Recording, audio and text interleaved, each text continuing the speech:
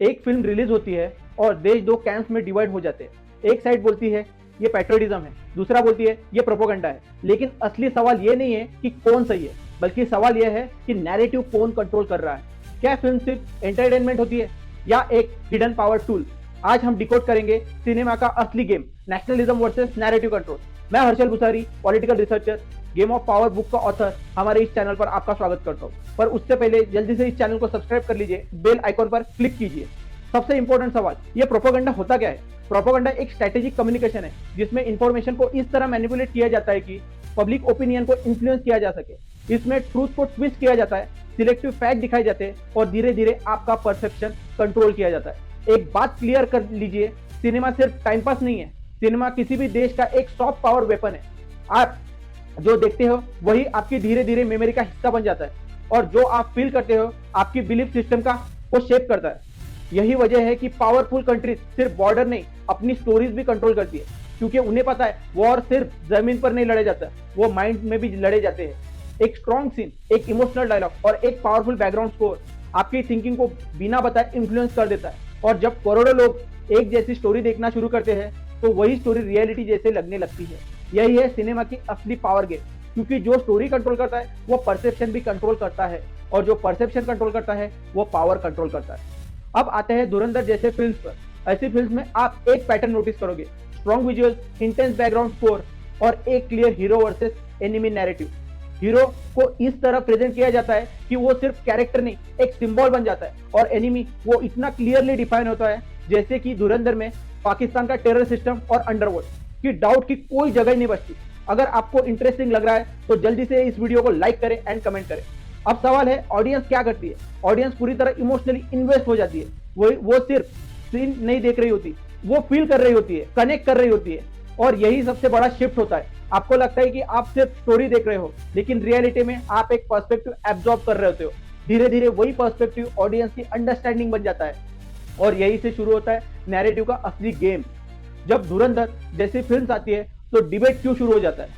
एक साइड कहते हैं ये फिल्म देशभक्ति बढ़ाती है, यूनिटी क्रिएट करती है और यूथ को इंस्पायर करती है। उनके लिए ये फिल्म सिर्फ स्टोरीज नहीं, ये नेशनल प्राइड का एक्सप्रेशन होती है। लेकिन दूसरी साइड इसी चीज को अलग नजरिए से देखती है। वो कहती है ये फिल्म कॉम्प्लेक्स इशू को सिंप्लीफाई कर देती है, एक स्पेसिफिक नैरेटिव पुश करती है, ऑडियंस को सटली इन्फ्लुएंस करती है। उनके लिए ये सिर्फ एंटरटेनमेंट नहीं, ये एक पर्सपेक्टिव शेपिंग टूल है। अब ध्यान दीजिए, दोनों साइड एक बात मानती है, सिनेमा परसेप्शन चेंज का पावरफुल मीडियम है। डिफरेंस सिर्फ इतना है, एक साइड उस पावर को सेलिब्रेट करती है, उसे पॉजिटिव मानती है और उसे जरूरी समझती है। वही दूसरी साइड उस पावर को क्वेश्चन करती है, उसके इम्पैक्ट को एनालाइज करती है और उससे सावधान रहने को कहती है। यही असली क्लैश होता है। ये डिबेट फिल्म्स की नहीं, ये डिबेट नैरेटिव की है। और जब नैरेटिव टकराते हैं तब कंट्रोवर्सी पैदा होती है। अब असली गेम समझिए, पॉलिटिक्स में पावर सिर्फ पॉलिसी से नहीं आती, पावर आती है परसेप्शन से, और परसेप्शन बनता है स्टोरीज से, विजन से, विजुअल से और इमोशन से। सिनेमा एग्जैक्टली यही करता है, एक स्ट्रॉन्ग सीन, एक पावरफुल डायलॉग, एक इमोशनल बैकग्राउंड स्कोर बिना आपको पता चले आपका व्यू पॉइंट बदल देता है। आप सोचते हो आप बस एक फिल्म देख रहे हो, लेकिन धीरे धीरे वो फिल्म आपकी सोच का हिस्सा बन जाती है। और यही इस गेम का सबसे सटल पार्ट है। कोई फोर्स नहीं करता, कोई डायरेक्ट इन्फ्लुएंस नहीं करता, लेकिन इम्पैक्ट गहरा होता है। और जब करोड़ों लोग एक ही तरह की स्टोरी देखना शुरू कर देते हैं तो वही स्टोरी नॉर्मल लगने लगती है, वही ट्रूथ लगने लगती है। यही से बनता है डोमिनेंट नैरेटिव, और जो नैरेटिव डोमिनेंट हो जाए वही पावर डिफाइन करता है। इसलिए जब धुरंधर जैसी फिल्म्स आती है तो सिर्फ रिएक्शन नहीं, डिबेट पैदा होता है। एक साइड को लगता है ये सच है, यही रियलिटी है, और दूसरी साइड कहती है ये केयरफुली क्राफ्टेड नैरेटिव है, ट्रूथ वर्सेस परसेप्शन। और जब ये दोनों टकराते हैं तो सिर्फ डिसएग्रीमेंट नहीं होता, तब सीधा कंट्रोवर्सी जन्म लेती है। तो आज का फाइनल इंसाइट याद रखिए, सिनेमा सिर्फ मूवी नहीं है, ये एक विजुअल बैटल ग्राउंड है जहाँ गोलियां नहीं चलती, यहाँ स्टोरीज चलती है। नेशनलिज्म हो या उस नेशनलिज्म का क्रिटिसिज्म, दोनों नैरेटिव के टूल्स है। लेकिन असली पावर किसके पास होता है? उसके पास जो डिसाइड करता है कि ऑडियंस क्या देखे, कैसे देखे और क्या बिलीव करे।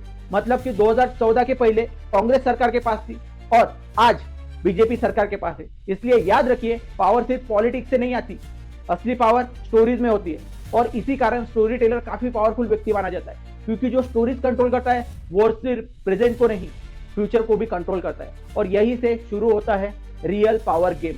तो जल्दी से वीडियो को लाइक करें, एंड कमेंट में बताएं ट्रूथ या फिर परसेप्शन। अगर आपको इसी हिडन पावर गेम समझनी है तो चैनल को अभी सब्सक्राइब कर लीजिए, बिकॉज यहाँ सिर्फ न्यूज नहीं मिलती, यहाँ रियल पावर डिकोड होती है और जो पावर समझता है वही गेम जीतता है।